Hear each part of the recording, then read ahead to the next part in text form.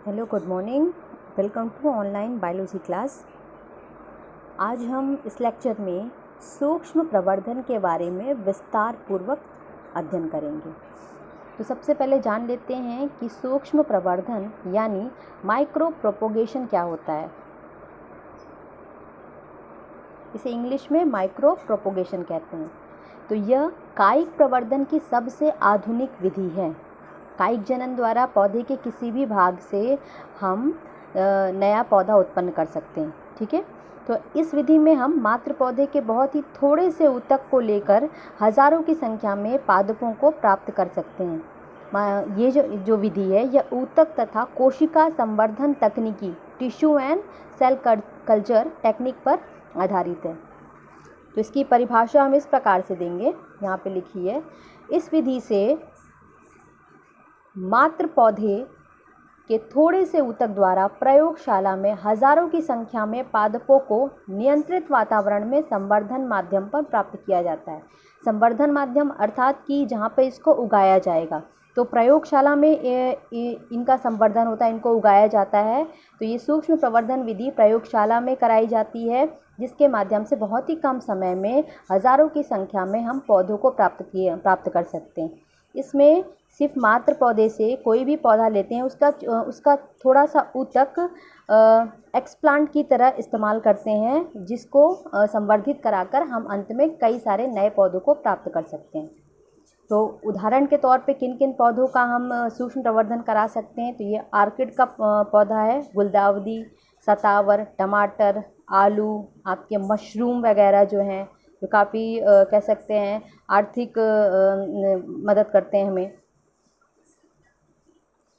अब हम इसके विभिन्न चरणों के बारे में पढ़ेंगे कि कितने चरण में यह प्रक्रिया संपन्न होती। तो सबसे पहले देख लेते हैं कि यह प्रक्रिया किन किन चरणों में संपन्न होती है। सबसे पहला पॉइंट आता है, सूक्ष्म प्रवर्धन जो है वो कई स्टेप में होने वाली प्रक्रिया। सबसे पहले हम एक ऐसा पौधा चुनते हैं जो रोग रहित हो और कैसा हो, स्वस्थ हो। ठीक है, इस विधि में पहला पॉइंट है आपका एक्सप्लांट प्राप्त करना। अब जान लेते हैं कि एक्सप्लांट होता क्या है। तो जिस पौधे से प्रवर्धन होता है या जिसका हम ऊतक इस्तेमाल करते हैं इस विधि सूक्ष्म प्रवर्धन में, उसे हम एक्सप्लांट कहते हैं। ठीक है, तो इस विधि में जिस पौधे से प्रवर्धन प्राप्त होता है उसके किसी भाग से ऊतक का छोटा सा भाग अलग करके लिया जाता है, इसे एक्सप्लांट कहते हैं। अब एक्सप्लांट जो है वो कोई भी भाग हो सकता है, जैसे कक्षस्थ कलिकाएं हो सकती हैं, या तने का शीर्ष वाला भाग, जड़ का शीर्ष वाला भाग। ये सभी हम इनमें से कहीं से भी जो है ऊतक निकाल कर हम इसको सूक्ष्म प्रवर्धन की तकनीकिया में इस्तेमाल कर सकते हैं। ठीक है, तो एक्सप्लांट में के तौर पे अच्छा ये रहेगा कि तरुण यानी नया पौधा हो और वो कैसा हो, स्वस्थ हो। यहाँ पे आपको चित्र बना रखा है एक प्रारूपी पौधे का। तो ये शीर्ष में यहाँ पे शीर्षस्थ कलिका होती है, जो क्या करती है, किसी भी पौधे की लंबाई में वृद्धि करती है। ठीक है, यहाँ पे कक्ष में ये जो आपकी नोड होती है, जिसे हम पर्व संधि कहते हैं, ये वाला भाग, यहाँ पे आपकी कक्ष में कक्षस्थ कलिका निकलती है। ठीक है, तो या तो हम ये भाग ले सकते हैं, शीर्ष का भाग ले सकते हैं, या जड़ का शीर्ष का भाग ले सकते हैं। वहाँ के ऊतकों को निकाल करके हम संवर्धन के लिए इस्तेमाल कर सकते हैं, यानी नए पौधों को उगाने के लिए इस्तेमाल कर सकते हैं वहाँ के ऊतकों को लेके। चलिए अब नेक्स्ट स्टेप में पढ़ते हैं। यहाँ पे इस चित्र में दिखाया गया है कि पौधे का कोई भी भाग, जो हमने ऊपर डिस्कस किया, उसमें से कोई एक भाग, टिश्यू माने होता है ऊतक। ठीक है, ऊतक को हमने संवर्धन के लिए, प्रवर्धन के लिए इस्तेमाल कर लिया। दूसरा पॉइंट आता है एक्सप्लांट को निर्जमित करना। निर्जमित करना मतलब है कि उसे जीवाणु रहित या रोग रहित करना। ठीक है, अगर या कोई सूक्ष्म जीव का आक्रमण उसमें हो तो उसे हम अलग कर दें, उसे साफ कर दें। तो इसे हम कहते हैं स्टरलाइज करना या निर्जमित करना। तो एक्सप्लांट को विभिन्न प्रकार के विलयन की मदद से हम क्या करते हैं, स्टरलाइज करते हैं, और या हम कह सकते हैं उसे जीवाणु रहित करते हैं। ठीक है, इसमें मुख्य रूप से कौन कौन से विलयन इस्तेमाल करते हैं। तो पहला है आपका सोडियम हाइपोक्लोराइट, सिल्वर नाइट्रेट, इसकी परसेंटेज है यहाँ पे लिखी हुई, कैल्शियम हाइपोक्लोराइट 9 से 10%, ब्रोमीन वाटर, और कुछ प्रतिजैविकों का भी इस्तेमाल किया जाता है। यहाँ पे चित्र बना हुआ है स्टरलाइजेशन यानी एक्सप्लांट को निर्जमित करने की विधि का। ये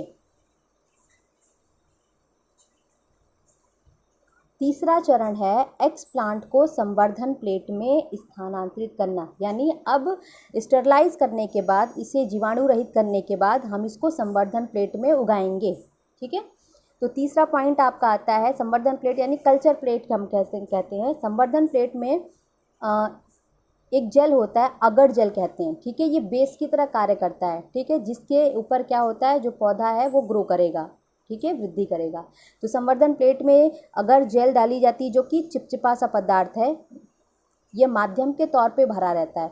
अब इसमें इसके अलावा और क्या चीज़ें होंगी, तो कुछ पोषक तत्व हम, क्योंकि यहाँ इसको प्रयोगशाला में इसका संवर्धन करा रहे हैं, इसको प्रोड्यूस कर रहे हैं, तो हम इसे सभी पोषक तत्व प्रदान करेंगे जो इसे मिट्टी से प्राप्त होते हैं। ठीक है, तो सेम कंडीशन जो है वहाँ हम प्रयोगशाला में भी उपलब्ध कराएंगे।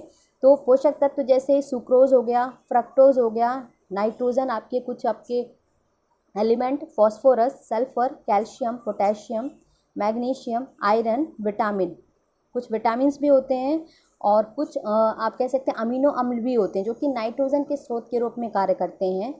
कुछ पादप हार्मोन जो कि बहुत ज़रूरी है इनकी ग्रोथ के लिए, जैसे कि जंतुओं में हार्मोन होते हैं उनकी वृद्धि और शरीर की विभिन्न क्रियाओं के नियमन के लिए आवश्यक हैं, उसी प्रकार पौधों में भी हार्मोन्स होते हैं जो उनकी विभिन्न क्रियाओं की देखरेख करते हैं। तो उसमें से यहाँ पे मुख्य हार्मोन ऑक्सिन और साइटोकिनिन है जो कि इसी पोषक घोल में भरे रहते हैं। ठीक है, अब एक चीज़ और इम्पॉर्टेंट है, अगर नामक जो संवर्धन माध्यम है ये एक प्रकार की लाल शैवाल जिसे हम जिलीडियम कहते हैं वहाँ से प्राप्त किया जाता है।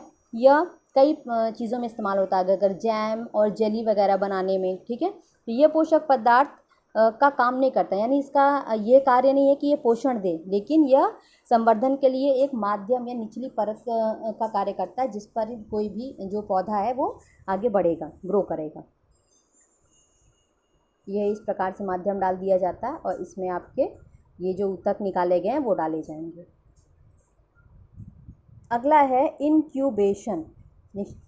तो इनक्यूबेशन में हम क्या करते हैं, ये जो संवर्धन प्लेट है इसको लगभग 15 से 30 डिग्री सेंटीग्रेड तापमान पर और 10 से 14 घंटे प्रकाश वाले नियंत्रित वातावरण में इन्हें हम 3 से 9 सप्ताह के लिए रख देते हैं। ठीक है, इस प्रक्रिया को हम इंक्यूबेशन करते हैं। ठीक है, तो इनमें क्या है, ऊतक डाल दिया गया है और इतने घंटे, इतने समय और इतने तापमान पर इसको 3 से 9 सप्ताह के लिए रख दिया जाता है।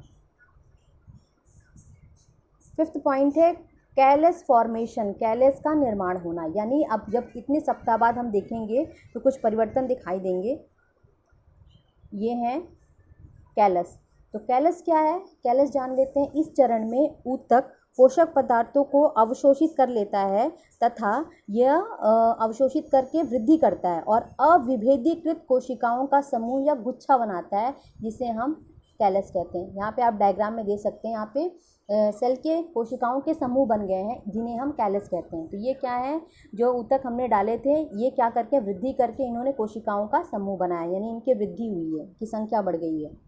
ठीक है, और ये कैसे है, यहाँ पे हमने डाला अविभेदीकृत, यानी इनका विभेदन नहीं हुआ, अलग अलग कोशिकाओं के नाम पे विभेदन इसका नहीं हुआ है। ठीक है, नेक्स्ट 6 पॉइंट है कैलस में विभेदीकरण, डिफ्रेंशिएशन हो जाता है। अब इस अवस्था में ऑक्सिन तथा साइटोकाइनिन नामक जो आपका प्लांट हार्मोन इसमें डाला था माध्यम में, यह हार्मोन के प्रभाव से जो कैलस था इसमें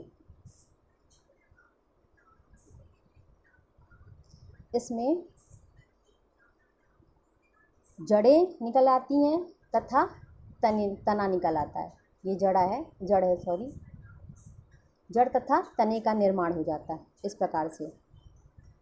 यहाँ भी सेम डायग्राम में कैलस से जड़ और तने का बनना, निर्माण जो है इस स्टेप में हो जाता है। अगला देखते हैं 7th पॉइंट में नए बने पौधे का ग्रीन हाउस में स्थानांतरण। ये एक निश्चित कांच की बनी हुई इस प्रकार से घर होता है, गृह होता है जहाँ पे पौधों को पहले रखा जाता है। ठीक है, तो अब क्या है, अब जड़ तथा तने युक्त बने नए पौधे को नियंत्रित वातावरण वाले ये ग्रीन हाउस में स्थानांतरित कर दिया जाता है। इसे डायरेक्ट बाहर एक्सपोज नहीं किया जाता, इसे पहले नियंत्रित वातावरण में ग्रीन हाउस में रखा जाता है, जिससे एक निश्चित तापमान जिससे पौधे को मिलता रहे। नेक्स्ट और इनका लास्ट स्टेप आता है हार्डनिंग। हार्डनिंग में क्या करते हैं, जब कुछ लंबाई तक पौधे वृद्धि कर जाते हैं, तब अब जो नए बने हुए सुविकसित पौधे हैं उन्हें बाहर के खुले वातावरण, खेत में या हम गमले में लगा देते हैं। तो इस प्रकार से शुरू में यानी कुछ ऊतक से हमने क्या किया, नए पौधों को बहुत ही कम समय में और काफ़ी कह सकते हैं भारी मात्रा में प्राप्त किया। यहाँ पूरी प्रोसेस, पूरी प्रक्रिया का डिटेल डायग्राम है। यानी सबसे पहले पौधे से एक्सप्लांट को प्राप्त करना, इसके बाद इसको क्या करना, इनक्यूबेशन करना, स्टरलाइजेशन के बाद, ठीक है, जीवाणु रहित करने के बाद इसको स्टरलाइजेशन के बाद इनक्यूबेशन करना, जहाँ पे पोषक माध्यम होंगे, विटामिन होंगे, कुछ हार्मोन होंगे। फिर ये इसको 3 से 4 हफ्तों के लिए छोड़ देने के बाद हमें इस प्रकार से कोशिकाओं का समूह मिलेगा, जिसे हम कैलस कहते हैं। इनमें से कुछ दिन बाद क्या होगा, तने और जड़ों का निर्माण होना शुरू हो जाएगा। इसके बाद इस प्रकार जड़ें निकल आएंगी। इसके बाद इसको ग्रीन हाउस में रखा जाता है। इसके बाद हार्डनिंग के पश्चात इसे हम खेत या गमले में लगा देते हैं। तो ये संपूर्ण प्रक्रिया हो गई। अब हम पढ़ते हैं कि सूक्ष्म प्रवर्धन से लाभ क्या क्या है। तो सबसे पहला लाभ हम यह देखते हैं कि इस विधि से हमें स्वस्थ और रोग रहित पादप तैयार हम कर सकते हैं। दूसरा कि ये जो प्लांट होते हैं, क्योंकि जो इस विधि से पादप बनते हैं वो छोटे होने के कारण इनकी हम आसानी से पैकेजिंग कर सकते हैं, इन्हें पैक कर सकते हैं। तीसरा, जैसे इस विधि से हम क्या कहते हैं, छोटे जो एक्सप्लांट इस्तेमाल करते हैं, तो अतः कम ऊतक की उपलब्धता पर भी हम क्या कर सकते हैं, संवर्धन इसका संभव है। इसके बाद ये जो संवर्धन की तकनीकी है ये वर्ष भर चलती है। जैसे मौसमी पौधे होते हैं जो एक विशेष मौसम में ही फल और पुष्प देते हैं, इसमें ऐसी कोई बंधता नहीं है, ये वर्ष भर चलने वाली प्रक्रिया है। तो हम किसी भी समय में हम नए पौधों को जन्म दे सकते हैं। और जो सजावटी पौधों की बात करें तो इस विधि से जो भी सजावटी पौधे बनते हैं उनकी वृद्धि अच्छी होती है तथा उनमें कह सकते हैं फूल ज़्यादा लगते हैं और वो अधिक समय तक ताज़ा भी रहते हैं। तो आज हमने सूक्ष्म प्रवर्धन के बारे में पढ़ा तथा उनसे क्या लाभ है इनके बारे में पढ़े। धन्यवाद।